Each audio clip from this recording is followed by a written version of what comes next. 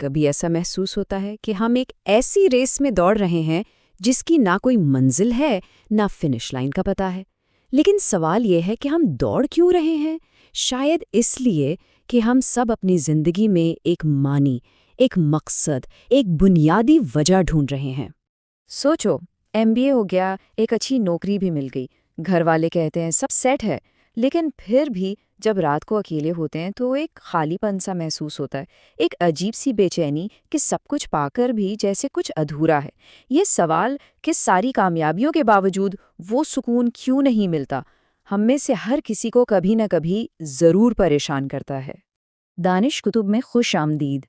یہاں میرا مقصد صرف کتابوں کی سمری دینا نہیں ہوتا، بلکہ یہاں ہم آرام سے بیٹھ کر کتابوں میں چھپی ہوئی گہرائی کو سمجھنے کی کوشش کرتے ہیں، تاکہ دماغ میں جو ایک کھچڑی پک رہی ہوتی ہے وہ تھوڑی کم ہو سکے۔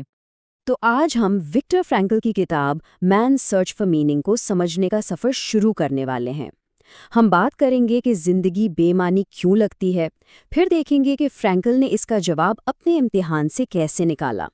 اس کے بعد ہم آزادی کے آخری قلعے کو سمجھیں گے، معنی تلاش کرنے کے 3 راستوں پر چلیں گے، اور آخر میں یہ دیکھیں گے کہ یہ سارا اختیار، یہ ساری پاور ہمارے اپنے ہاتھ میں کیسے ہے۔ تو چلیے سب سے پہلے اس انسان کو جانتے ہیں جن کی یہ کہانی ہے۔ دیکھیں، یہ کوئی یونیورسٹی پروفیسر نہیں تھے جو ایک آرام دہ کمرے میں بیٹھ کر تھیوریز لکھ رہے تھے۔ ان کی اپنی زندگی ہی ان کی سب سے بڑی ریسرچ تھی۔ یہ ہیں وکٹر فرینکل، ایک ماہر نفسیات جنہوں نے 3 سال نازی ڈیتھ کیمپس جیسے کہ آسوچ اور ڈاکاؤن میں گزارے۔ یہ وہ جگہ تھی جہاں انسانیت روز قتل ہوتی تھی، اور وہاں سے زندہ بچنا کسی معجزے سے کم نہیں تھا۔ فرینکل نے وہاں نہ صرف سب کچھ کھویا، اپنے والدین، بھائی اور اپنی بیوی، بلکہ انہوں نے انسانی تکلیف کو اس کے بالکل انتہا پر دیکھا اور جھیلا۔ اور یہ کتاب انہوں نے 1946 میں صرف 9 دنوں میں لکھی۔ اس کے 2 حصے ہیں۔ پہلا حصہ ان کے کیمپ کے دل دہلا دینے والے تجربات پر ہے، اور دوسرا حصہ ان کی بنائی ہوئی تھیراپی، لوگو تھیراپی کے بارے میں ہے۔ فرینکل کا جو بنیادی نقطہ ہے نا، وہ یہ ہے کہ انسان کی اصل ڈرائیو خوشی یا پلیجر حاصل کرنا نہیں ہے، بلکہ اپنی زندگی میں ایک مقصد، ایک معنی تلاش کرنا ہے۔ فرینکل لکھتے ہیں کہ ہم جو واپس آئے ہیں، ہم جانتے ہیں ہم میں سے جو بہترین لوگ تھے وہ واپس نہیں آئے۔ اس ایک جملے میں اتنا وزن ہے کہ اس کے بعد تھوڑی دیر خاموش رہنا پڑتا ہے۔ اس سے ان کی باتوں کی سچائی اور گہرائی کا اندازہ ہوتا ہے۔ تو اب آتے ہیں اس بنیادی سبق کی طرف جو فرینکل نے اس جہنم میں دریافت کیا، ایک ایسی چیز جو ان سے کوئی نہیں چھین سکتا تھا، جسے وہ کہتے ہیں آزادی کا آخری قلعہ۔ ذرا تصور کریں، آپ کا نام چھین کر آپ کو صرف ایک نمبر دے دیا گیا ہے۔ آپ کے کپڑے، آپ کے بال، آپ کی فیملی، آپ کی پہچان، آپ کی صحت، سب کچھ آپ سے لے لیا گیا ہے۔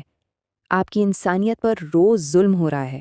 ہر چیز ان کے قبضے میں تھی، ہر چیز، مگر پھر بھی ایک چیز ایسی تھی جس تک ان کے ہاتھ نہیں پہنچ سکتے تھے، اور وہ تھی انسان کی آخری آزادی، یہ چننے کی آزادی کہ وہ پیش آنے والے حالات کا جواب کیسے دے گا۔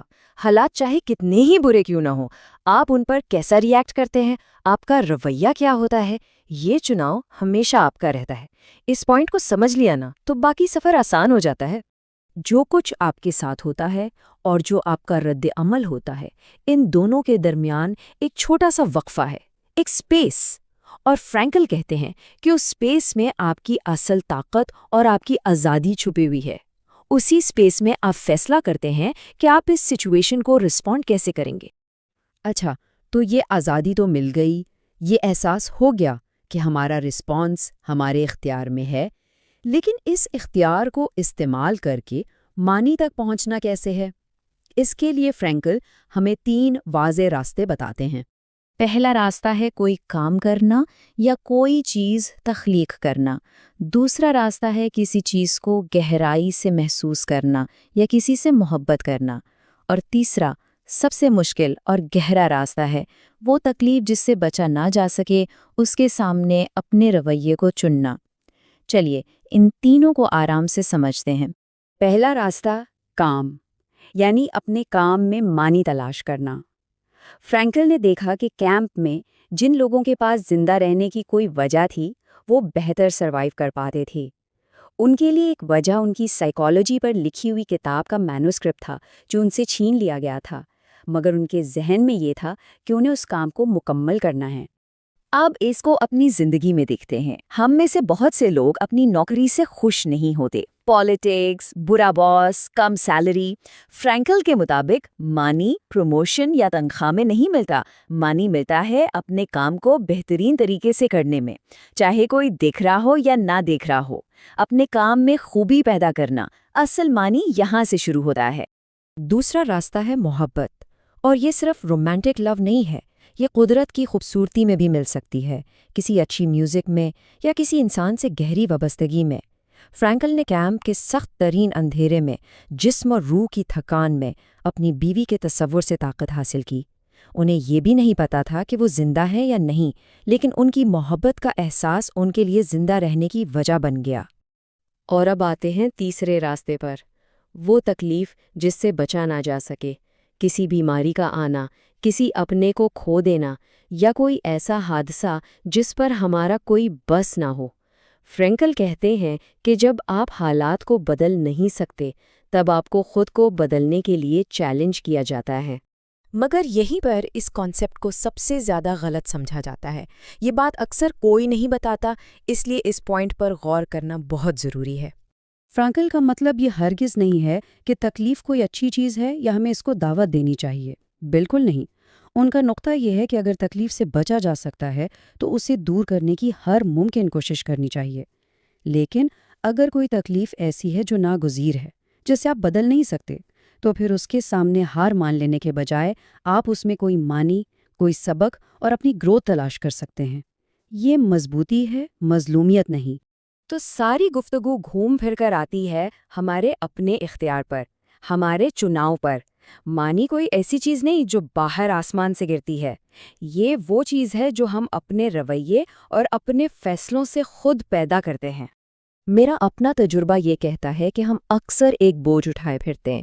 ہم سوچتے رہتے ہیں کہ زندگی سے مجھے کیا ملنا چاہیے، خوشی، پیسہ، عزت، مگر جس دن ہم یہ سوال پلٹ دیتے ہیں اور پوچھتے ہیں کہ زندگی مجھ سے کیا چاہتی ہے، میرے حالات، میری صلاحیت، میری ذمہ داریاں مجھ سے کس قسم کے عمل کا تقاضا کر رہے ہیں، تو اچانک سارا بوجھ ہلکا ہو جاتا ہے۔ ہم لینے والے سے دینے والے بن جاتے ہیں۔ پتہ ہے، فرینکل اپنے ان پیشنٹ سے جو زندگی سے بالکل مایوس ہو چکے ہوتے تھے، ایک سیدھا سا سوال پوچھتے تھے۔ وہ پوچھتے تھے، آپ خودکشی کیوں نہیں کر لیتے؟ اور لوگ جو جواب دیتے تھے وہی ان کے زندہ رہنے کی وجہ ہوتی تھی۔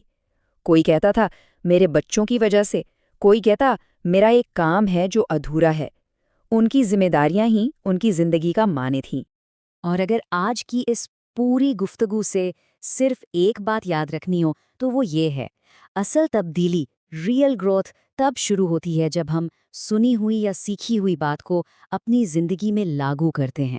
صرف سن لینے سے کچھ نہیں بدلتا۔ اگر آپ کو اس گفتگو سے کچھ سمجھنے کو ملا ہے تو دانش کتب کو لائک اور سبسکرائب ضرور کریں۔ ان باتوں پر غور کریں کہ یہ آپ کی زندگی پر کیسے لاگو ہوتی ہیں۔ میں نے نیچے ڈسکرپشن میں ایک فری ایکشن پلان PDF کا لنک دیا ہے جس میں کچھ سوالات ہیں جو آپ کو ان آئیڈیاز پر سوچنے میں مدد دیں گے۔ اور جاتے جاتے خود سے یہ ضرور پوچھیں، آج اس وقت زندگی آپ سے کیا چاہتی ہے؟